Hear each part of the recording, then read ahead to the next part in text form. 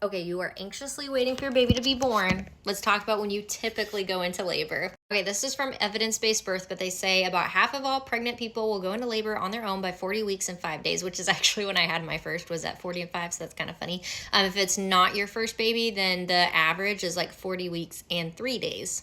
You're like, Kara, I just want to know. I just want you to tell me when I'm going to go into labor. And I don't know that. Look, I was walking around 3-4 centimeters dilated with my second and third baby for weeks before I actually had them. So that doesn't even necessarily tell you anything.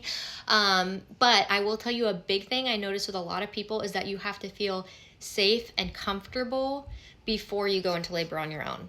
I'm not saying that inductions are bad. They also have a time and a place, and they are sometimes very needed. I will always support someone who wants an induction. But there are some people who are like, well, I'm trying to avoid that. I'd like to do things on my own. So I always say, yes, do the things you want to do the curb walking if you want to do it, do the pumping, have the sex, eat the dates, whatever.